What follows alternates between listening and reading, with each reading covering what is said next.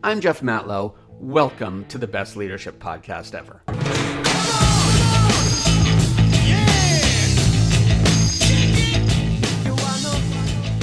Welcome back to the best leadership podcast ever, where every week we reframe your daily habits to help catapult your career. My name's Jeff Matlow. I'm a three-time entrepreneur, author, speaker, and what I do is I transform teams into high-performing collaborative units. Is your team not productive enough? You're not accountable? Is culture starting to go bad? Drop me a line, leadership at by title only. I'd love to talk to you.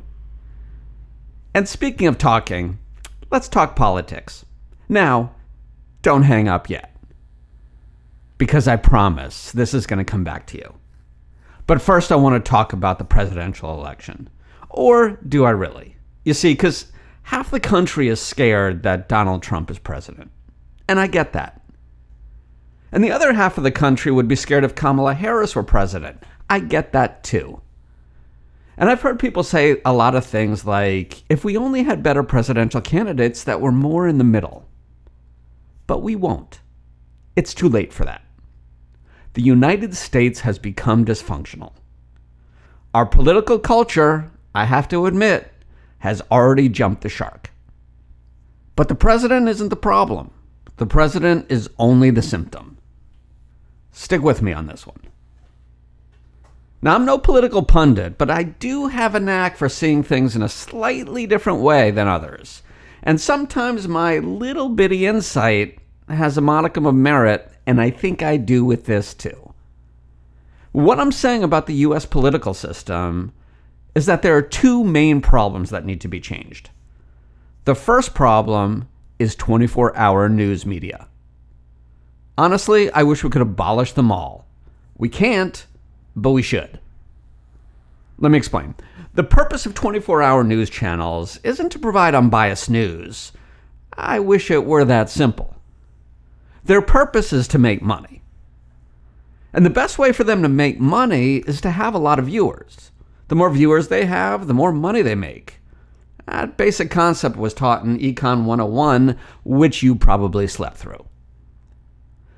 But, and here's the big but, there simply isn't enough news to cover nearly 9,000 hours per year of compelling programming for each channel. For news channels to stay compelling, they often have to repeat the same stories over and over again in different ways. But there's a trick that we've learned from BuzzFeed, who have mastered the headlines. And the trick is this: the more sensationalist you make your stories, the more people will tune in. Sensationalism sells, especially in the United States. So the news media, in order to get more viewers, has become increasingly more sensationalist. However, people want their news to be credible, not sensationalist. Or at least they want the perception that it's credible. 24-hour news channels understand this, and they've capitalized on it. They've mastered the misleading art of credible-sounding sensationalism. Enter Rachel Maddow from Stage Far Left and Tucker Carlson from Stage Far Right. There's a brilliance to both Rachel and Tucker, and it's this: they both deliver credible-sounding sensationalism better than almost anybody else out there. And the masses believe them. The ratings have been insane. Or really, half the masses believe one of them and despise the other. And that's why they have become the spokespeople for the two diametric ends of the sensationalist spectrum. The more our media leans toward this type of credible sensationalism, the more we naturally look for presidential candidates who embody the same characteristics. And that's why Trump and Harris were inevitable candidates. And that's why 24-hour news channels are the number one reason why our presidential candidates are the symptom, not the problem. But it doesn't stop there. The second problem we have in the political process lies in the human motivations, the natural motivations of our elected representatives. Being a congressperson is a job. Sure, it's a more visible job than yours, but it's still a job. And like most of us, Congress people want to keep their jobs. They don't want to be fired. I don't blame them. Who wants to be fired? That was a rhetorical question. Now, whereas you and I can be fired by our respective bosses, for a congressman to keep their job, they've got to appeal to at least 51% of their voters. See, their voters are their bosses. I want to make sure you understand what I'm saying here because it's super important. So let me rephrase it so I'm incredibly clear. For Congress people to keep their jobs, the structure is not motivating them to do what they feel is right. It is not motivating them to have a conscience, and it is not motivating them to buck the system.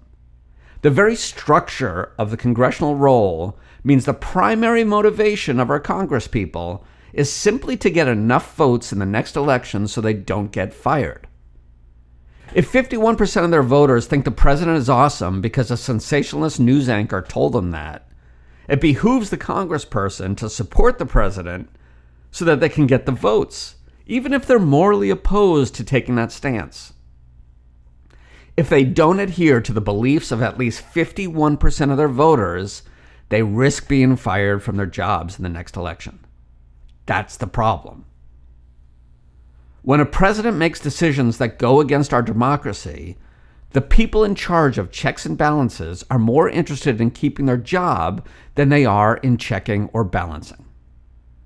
Imagine if we changed the rules of congressional seats to being only one term only. Yeah, maybe it lasts 7 years or 10 years or 12 years, I don't know. But my point is that if we remove the idea of having to be reelected, the entire motivation changes from not getting fired to doing what they feel is right. Will that change the dynamic of Congress? Maybe, maybe not. I like to put my belief on the side of maybe. Okay, let me step off the soapbox now because, well, I don't know why soap is kept in a box in the first place. And anyway, it's time we talk about you, as I promised we would. As I mentioned before, the U.S. political climate has become dysfunctional. If we were a company, we'd have a big culture problem. In fact, there's a direct parallel here. Whereas our political climate is shaped by the media, your team's culture is shaped by you. As you rise in your career, your strengths, weaknesses, and your fears are the elements that influence the culture of your team. So if you have a fear of conflict, your team will sweep problems under the rug. If you are a micromanager, your team will stop taking the initiative. And if you are acting like a congressperson and just trying to be liked, you'll avoid standing up for the unpopular decisions that are better for the company. As with our presidential candidates, the culture you created wasn't built to solve your problems. It was built because of your problems. A poor company culture isn't the problem, it's the symptom. The problem is you. Whereas our congresspeople often feel compelled to prioritize their job security over their conscience, the best leaders prioritize their company over their ego. Effective leaders make decisions that are best for the company, even when it's uncomfortable or unpopular for them to do that. But here's the good news. Unlike Congress and 24-hour news media, you can quickly fix your problem on your own. Effective leadership relies on maintaining at least a sprinkling of self-awareness, if not a full thunderstorm of it. If your team's culture is kind of crappy, the first thing to do is take a good look in the mirror. Now, just do that to make sure your hair isn't standing up or you don't have food in your teeth. But the next step is to walk away from the mirror and stop acting like a narcissist. Stop looking at yourself in the mirror. Then what I want you to do is think about what characteristics of your personality are negatively influencing the behavior of your employees. Because I guarantee you, something in your behavior is influencing them. Are you empowering your team or are you controlling them? Are you addressing problems directly or are you trying to sneak around them without anybody knowing? Remember, a company's culture is defined by the worst behavior a leader is willing to tolerate. So what is it about you that is causing and tolerating that bad behavior? Whether it's our political climate or your leadership style, acknowledging and addressing the problems is what will transform the symptom. Acknowledge and address your behavior, and it will transform your culture.